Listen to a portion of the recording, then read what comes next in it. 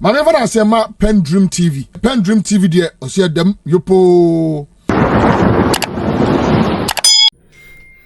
I want you to join me today listening to a swift or a strong reply from Mustafa Gbande to Afenyo Markin, telling him that this is just a tip of the iceberg and they will do everything to arrest anybody capable of being corrupt.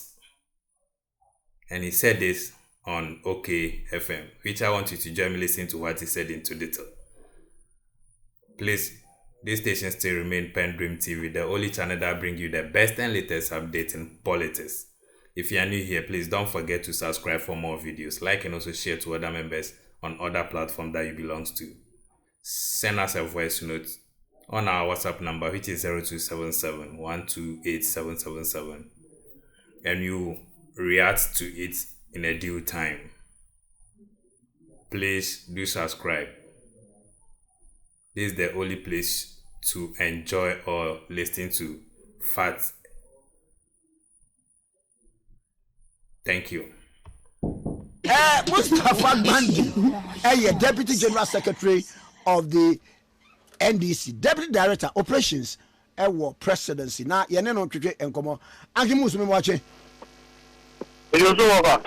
Na bokodi. Na, he says there. What are you movie? And now I'm call a former Bank of Ghana fee. Oh no more you say.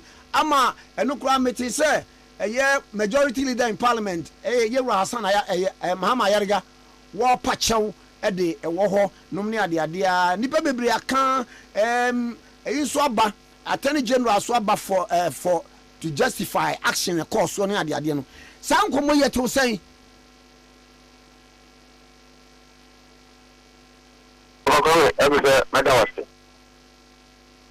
now, maybe also what goes round comes round. Now, number two, really actually, what goes round comes around any idea? Oh, we are very playing it. Cruise on the actually. Yet it's really crony and possible by impact. I'm fine to the crowd. Actually, at a beverage. Menya Afenyo almost middle and major towns in this whole country. And I can tell you. Who's the way a tip of the iceberg?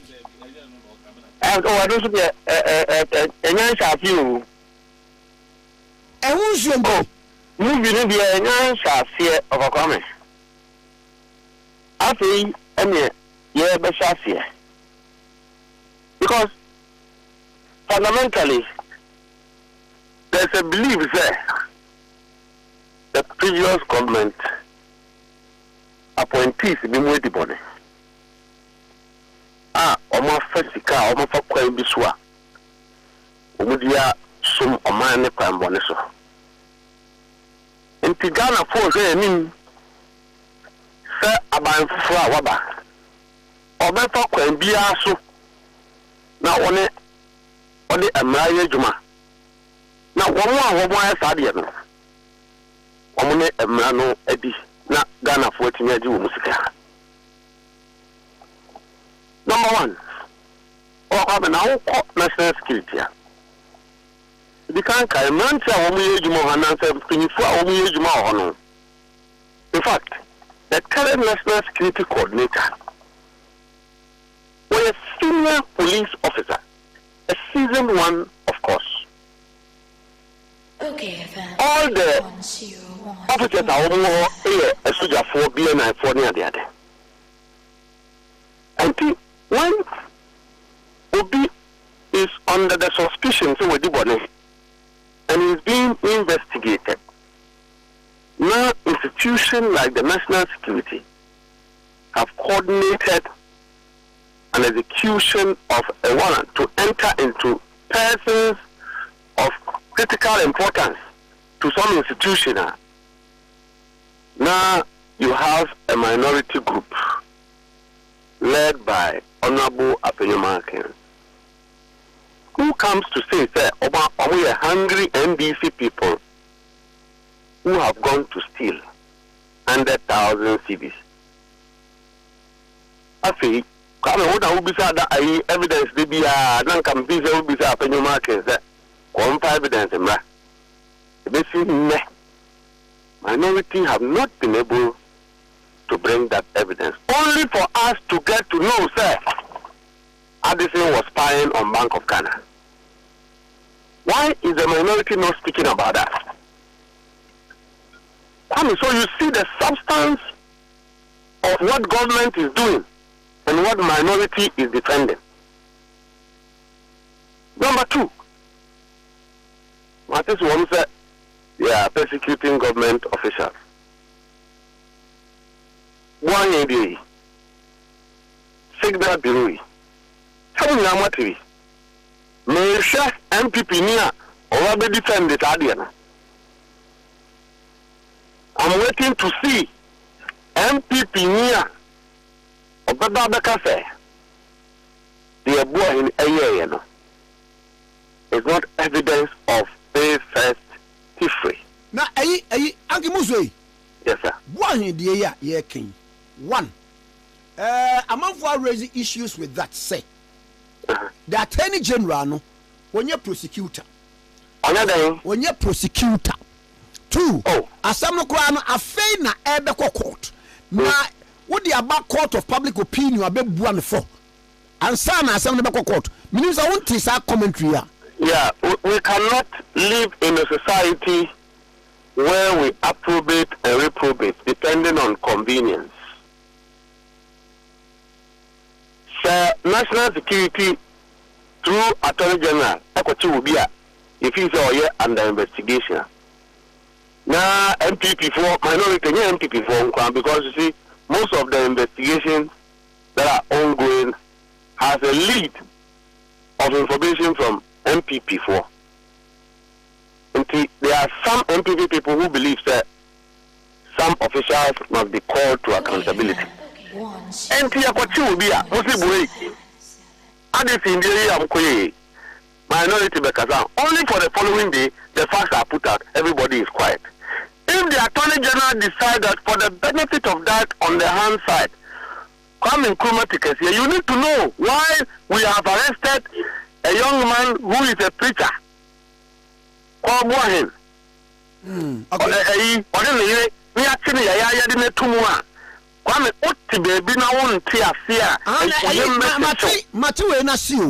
but not until said proven guilty by a competent court of jurisdiction.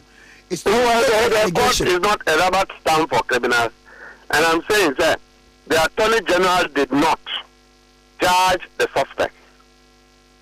When you are a suspect and you are in police custody, all you expect is to be given access to a lawyer, to be given food, to be given water, and to be kept at a place that is conducive for human, human existence, called a detention place.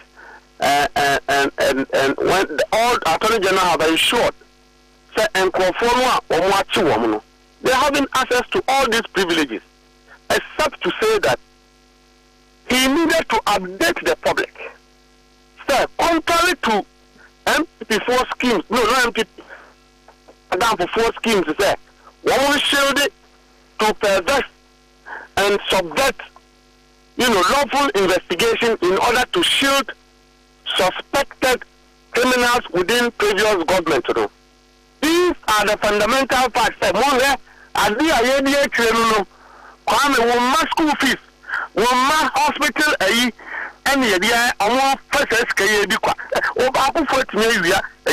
$7 million. Now, for the $1 million, $6 million. No, wait. Now, we think we should be laughing at the country. We should politicize it. We should smile.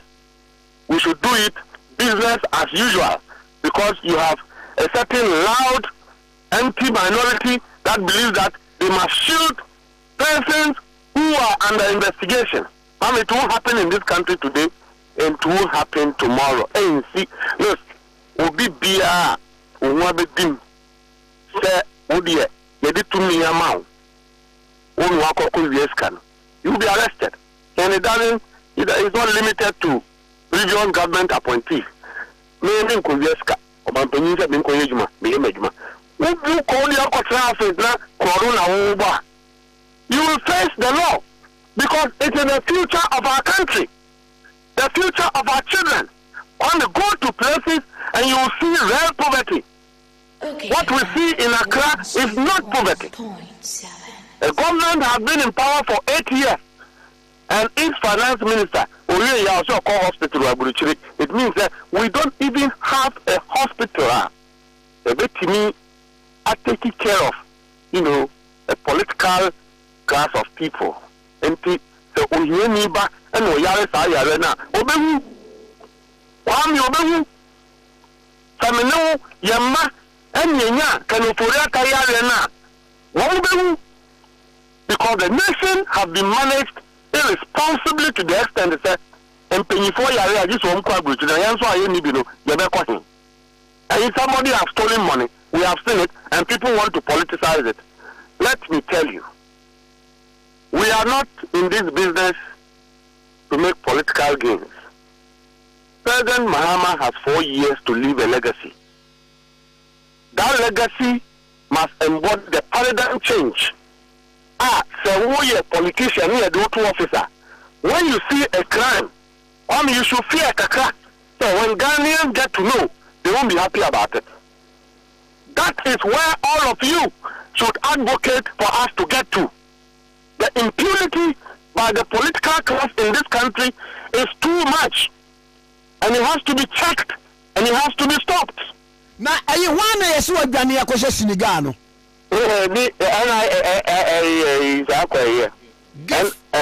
MIIT, Mineral Investment, Fund, no. So second of all, okay. Kwame will be a bigger to be a Quebec. Oh, but if you also you don't travel. And you see, then you have minority. Instead of telling their members to come back and face trial to save their party, they are using the party to defend it because once the press conference are women. The last time I woman may hear head count woman. Woman I bet you woman be do 5. Over the bonnet, and they are using their voice in parliament to shield lawful investigation. That is the only reason. Afenyo Markin is betting me a national security is made up of hungry NDC people. So, angry people. And now national security is NDC. Governor of Bank of Ghana and your political position. Now, so, at the ceremony, and for bank. They didn't see, sir. And call 4 banks are almost collapsed. And call 4 a Jumaba woman. Okay, they will be traumatized. They didn't see. So what goes round comes round. Number 2, Temwa can offer Tamo every pensioners for the cano. A bit more from a bit more from Wayare and Kokra woman soon Koi. Alexia almost Minister of Finance. What can offer Tasha White, send all your bosom. Also, Yame, and so old age. Now, Cochrane and soon. He didn't know that they will be traumatized. Today, they are talking about trauma. They should get prepared. They should get prepared. Look, we will follow the process to the latter. And I say, Identity and a national security use to Japan. And Japan on Yanipa. Japan way to believe. Obi a we di boni e wo effort to so obi decide say asam say na obenten na mra mecheme so what ni ajo afafoka when we said President Akufo-Addo was shielding and covering crime in this country, they said no, you were defaming President Akufo-Addo. And have you seen? So when you address a senior member of the NPP Bakaye, at the end of the day, the general secretary of the MPP is trying to gag an individual who believes that there was a crime. That is what the MPP has become. Sir John Mubre no ayekwa. KT Hamon mu Ora Macmenu mu bre no omu sum etete party no ayekwa. And the MPP, look at them. Look at them. They don't know what is right from wrong. They must cover up. They must punish the people of Ghana. We have people in this country who cannot afford 3 square meals a day. People in this country. But honorable, Obura Edubwa Hindie no. Governor of Bank of Ghana die no. Majority leader Yewra Mahama Yarga. What pacho? Na no na di enti no pacho. Na so no onye adwuma national security. Onye adwuma national security. There be. He might have spoken from a politician perspective. Why was he apologizing? Or apologizing for what? Because a soldier for them won't free Burma camp. They were screened and posted as officers to work at the National Security Council or Secretariat. National security is a place where government operation, government intelligence, government security is coordinated externally and internally. And the national security through other agencies are undertaking an operation, and they go to the Minister of Finance's house. They didn't break a door, so there was no forced entry. Someone opened, they entered, they didn't assault anybody. Then you go and apologize for what? If tomorrow MPP is in power and they want to come to my house, I will open my house for them to come in, because I know that I don't have anything to worry. Governor Addison B. Overcome, as we are speaking today, Mr. Addison M.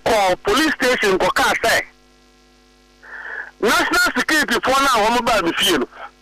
Won't feel on the Miniamira. A young Misika, Upper Miri Joy on Kasa. You have politics minority in parliament saying, sir, the people who went to the house have gone to steal, only to mislead the public, to try and divert attention of the country, to try and shield and demonize officers who are undertaking lawful investigation. So, on far evidence, be I'm a car, sir. Be a call. That is not happening. Addison has never spoken since this thing has occurred. Afenyo Markin and his minority group are not legal representatives of Mr. Addison. Do we sit in a country where people perpetuate deliberate ignorance to inflict on all of us for political reasons with the sole purpose to divert attention, okay, to raise emotions of people, knowing very well that it's misleading and falsehood, okay, and not coming from mean persons, but members of parliament from the minority side? Should we sit in a country like that? When MPP under President Akufo-Addo was arresting anybody, everyone, it was right. At that time, a crime was committed. His Excellency John Dramani Mahama, they were telling on all the president, let me tell you, we are in this country. He will be arrested. Nothing will stop it. Some minority photo, they can go and organize press conference every 1 hour. They've lost credibility. Afenyo Markin have lost credibility to convince any Ghanaian that he is not shielding crime. He can't. Because investigations by all of the informations we know are given to us by the MPP people. And show free, free in show me crocodile. Or how many crocodile? Denchem and me about one. Who would it in me? Debbie. One, I'm for 8 years. And I'm on who feel said there be 1 year question, almost also. I know the information in our brain. And yeah, wait, man, with the parliament, you are shielding this wrongdoing. Ma now say. Papa. Bazon said no meeting. Okay. When is a new meeting? Now, can you really me feel over for Afenyo Markin? Will be some evidence way. Yeah, say me, I'll be some evidence. Afenyo Markin will be some evidence. Why can't it try and walk out, baby? Can you go out and walk out? My friend Nebusano, why? Yeah, Miss Rao. Which I was. Bye bye. Ora Mustafa Gbande, Deputy General Secretary of the NDC, Deputy Director of Operations at the Presidency. Then I think more Gaga. Thank you for staying tuned. PENDREAM TV really appreciate your time on the channel. Once again, say God bless you for the good work you are doing and continue to do for us. Stay tuned for more. We have more in stock and you cannot afford to miss out. Just subscribe for more video. Thank you. Dedi kama mamena PENDREAM TV ase. Na so far so good. Say open online portal e wo Ghana. Nipa share, nipa follow, nipa comment here. To my best of knowledge, without any biases, PENDREAM TV.